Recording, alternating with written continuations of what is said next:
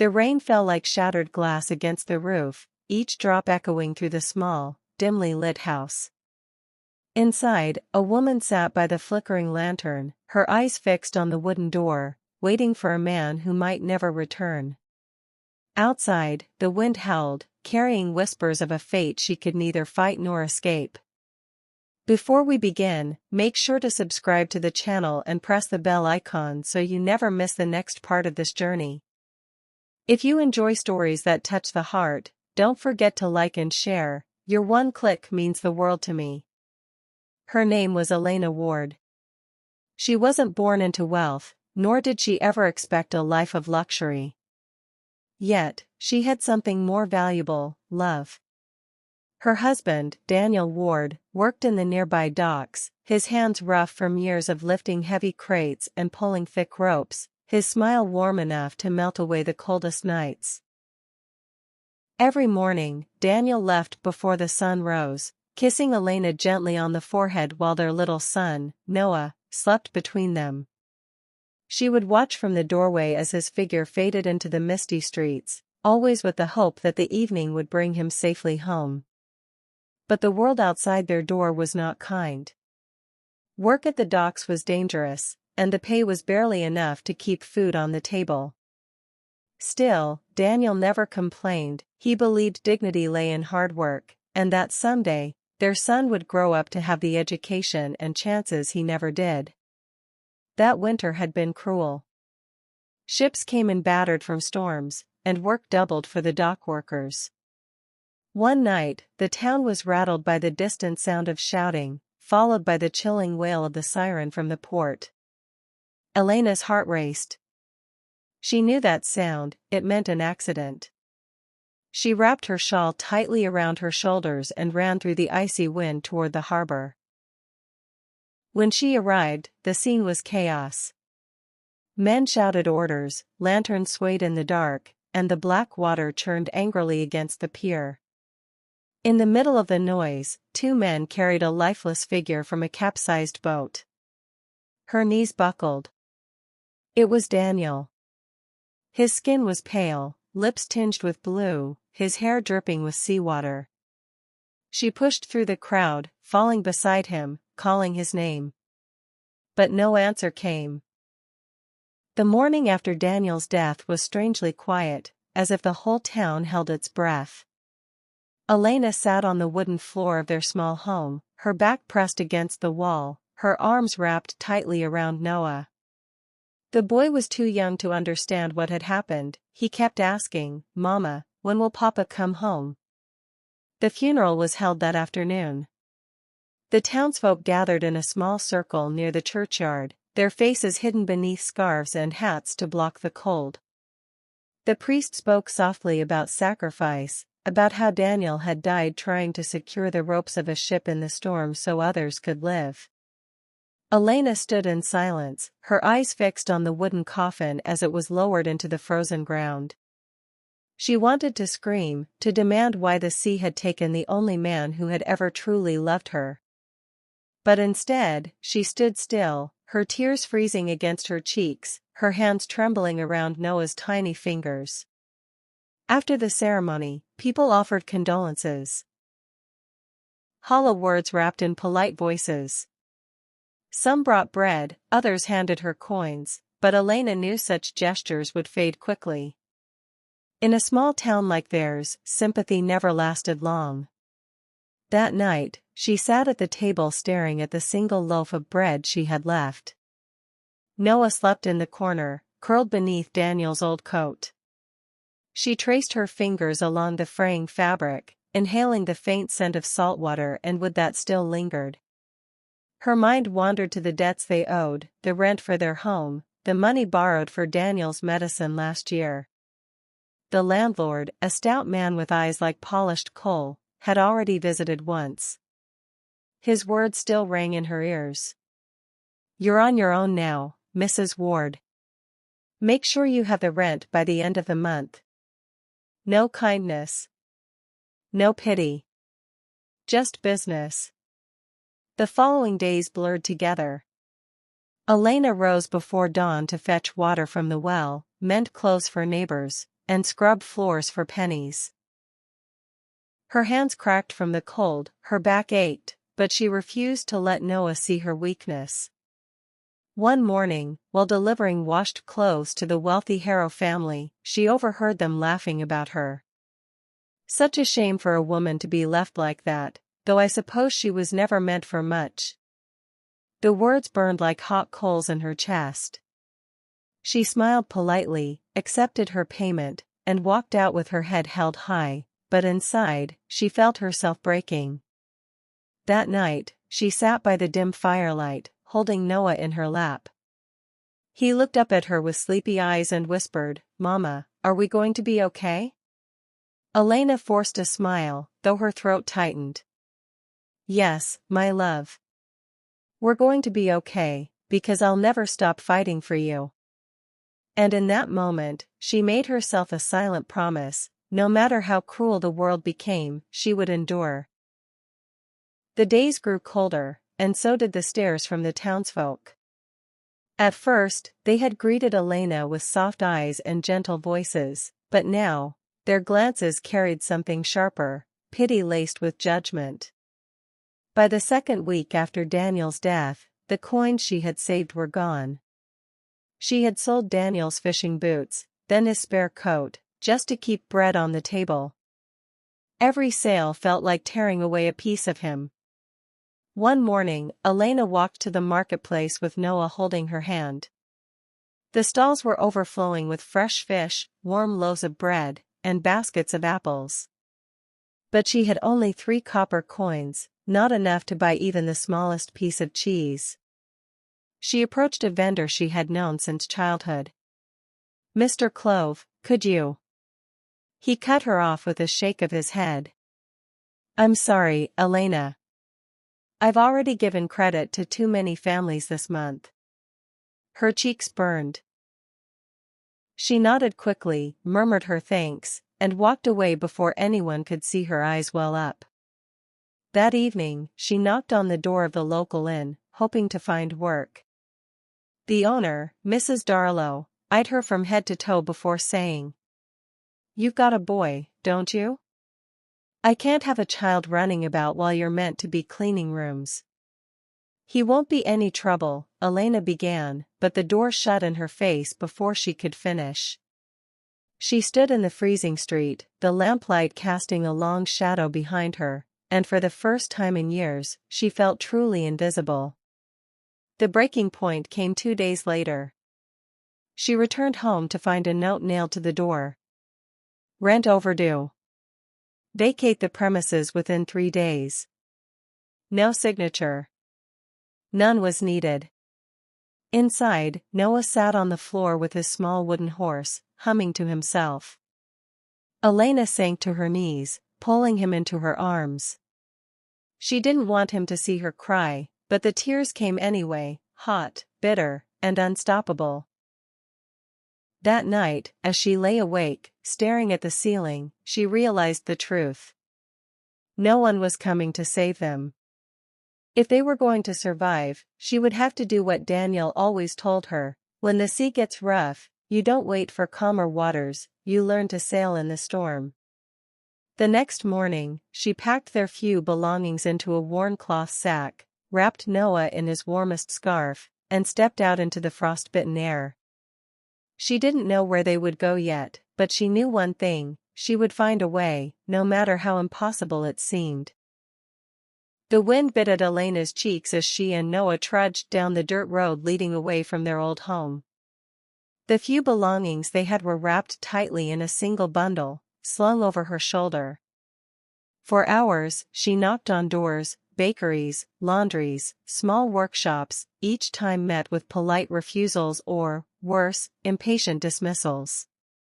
By late afternoon, her fingers were numb and her voice hoarse.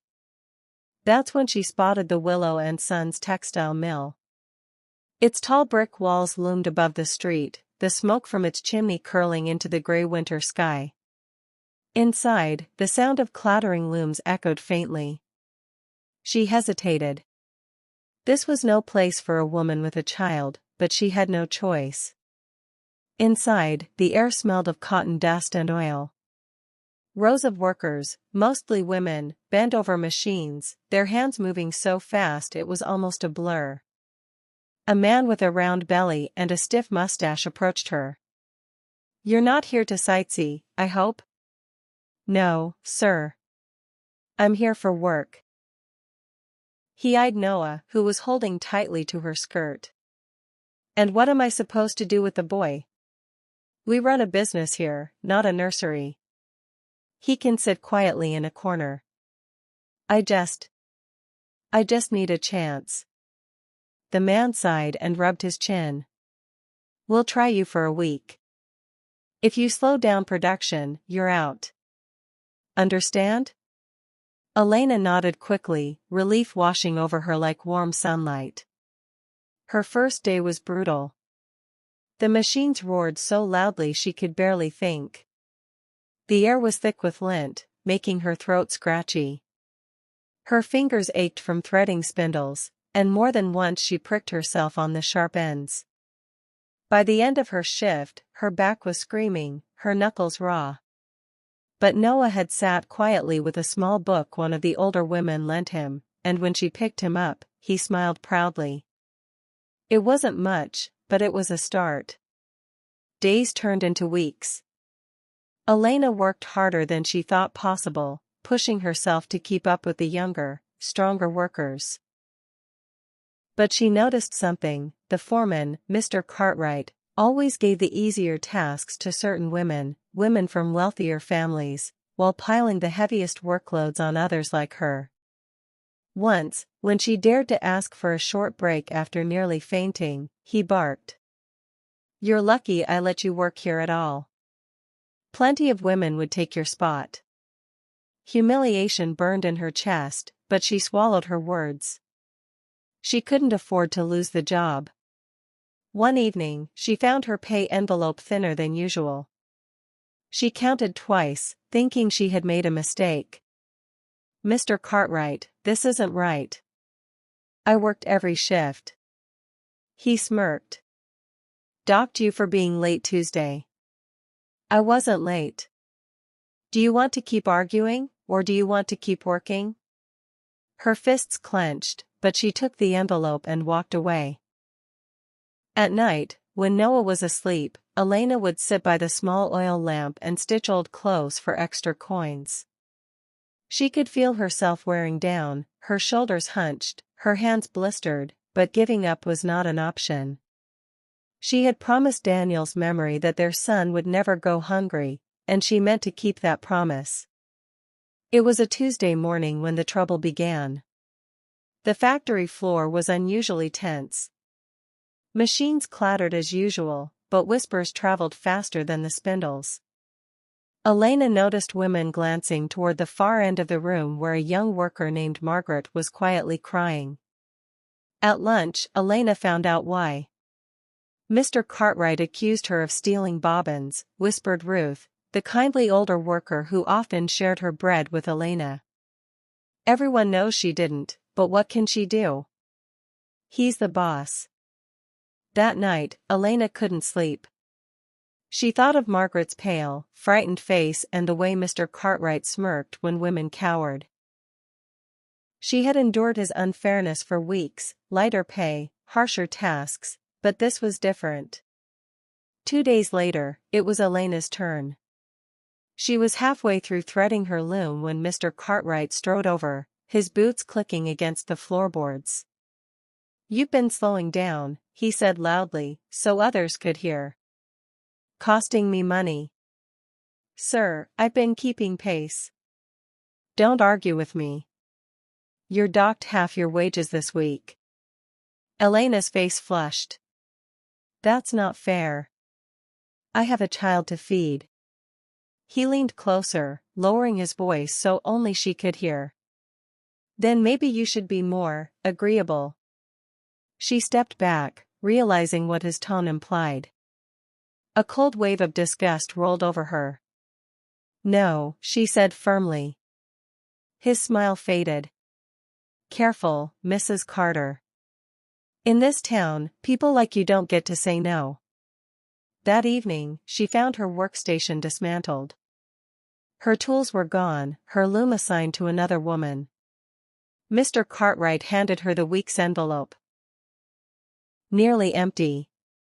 "You're done here," he said simply. She walked out of the mill with her head held high, but once she turned the corner, her legs trembled.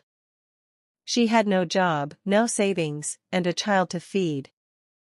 The days that followed were the hardest she had known since Daniel's death.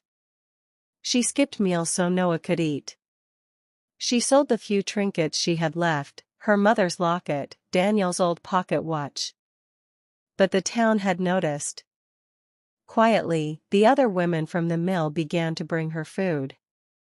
Ruth stopped by with warm bread. Margaret, the girl who had once been accused, brought fabric scraps so Elena could sew and sell aprons in the market. One snowy afternoon, a letter arrived from the Willow and Sons office in another city.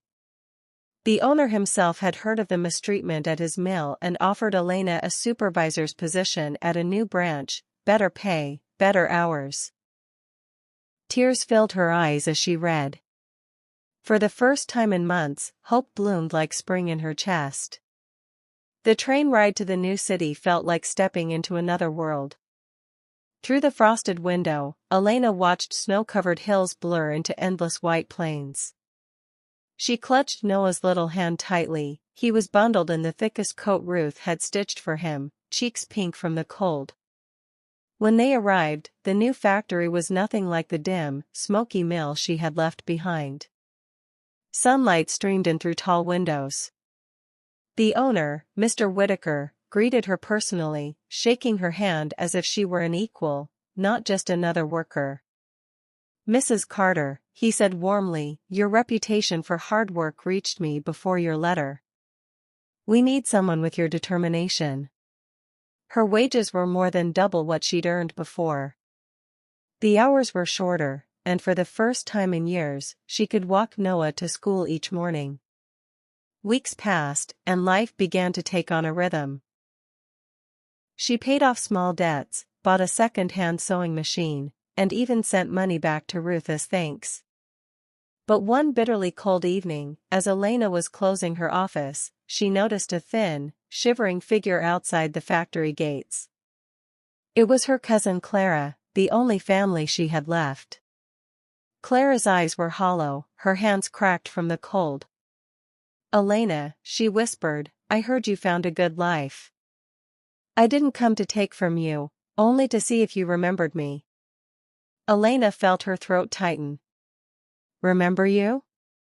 "Clara, you're my blood." Clara's lips trembled. "Blood doesn't always mean kindness.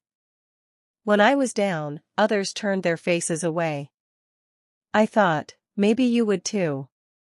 Elena stepped forward and pulled her cousin into a warm, fierce embrace. "I know what it's like to be forgotten, Clara. That's why I'll never let it happen to you.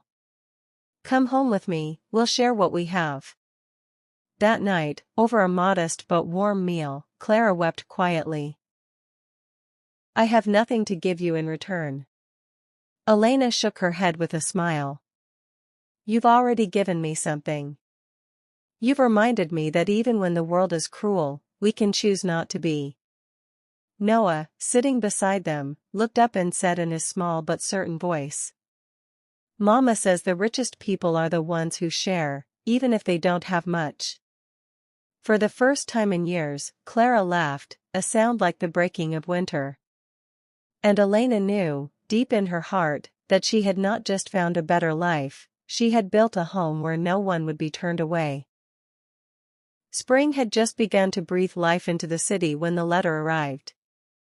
The paper was creased and stained, the handwriting shaky and rushed. It was from Ruth.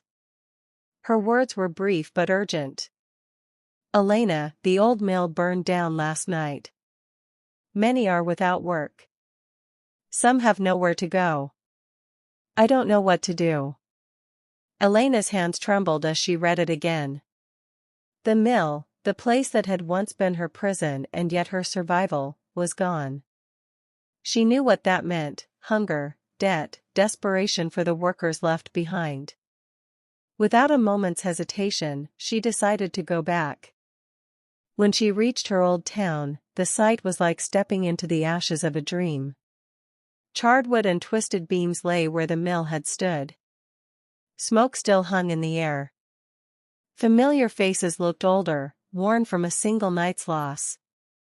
And then she saw him, Mr. Harris, the old watchman who had once looked the other way when her wages were docked unfairly.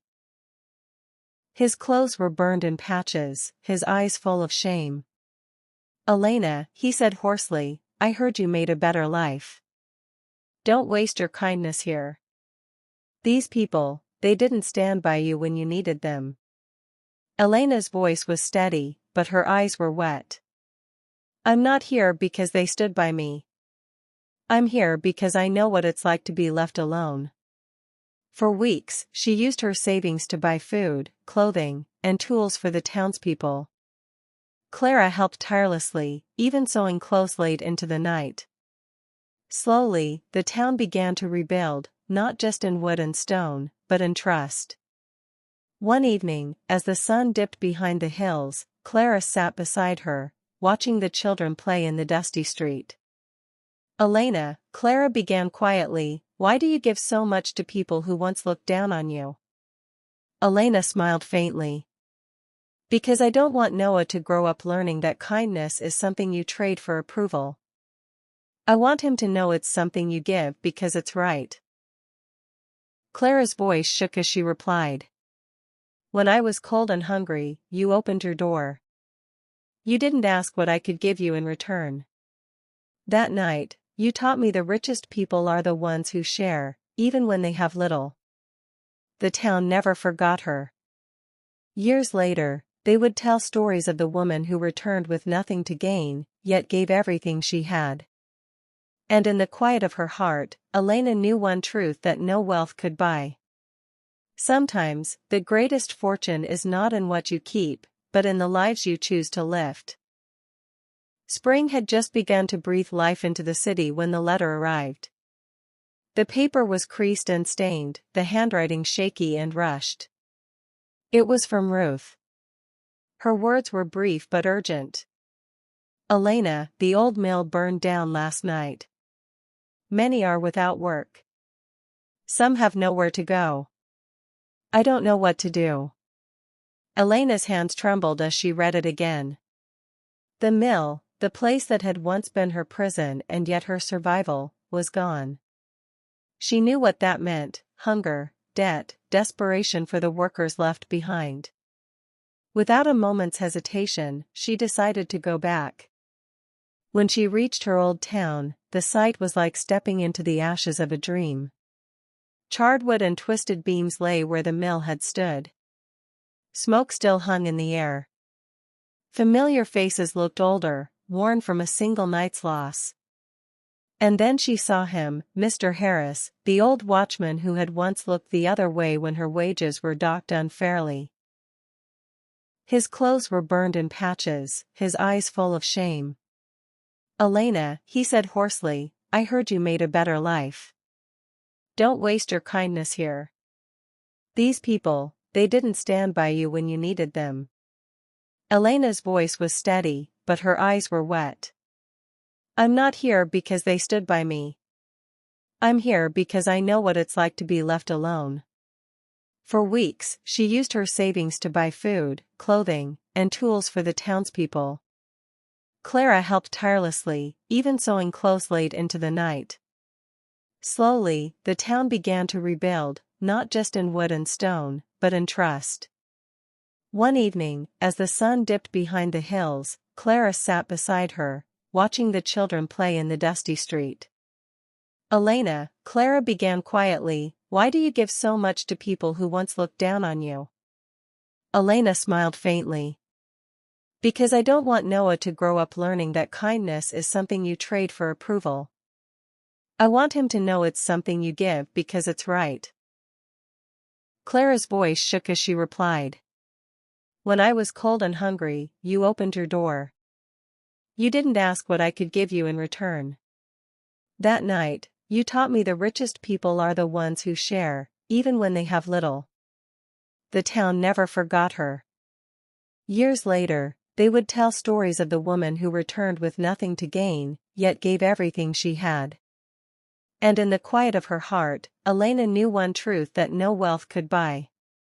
Sometimes, the greatest fortune is not in what you keep, but in the lives you choose to lift.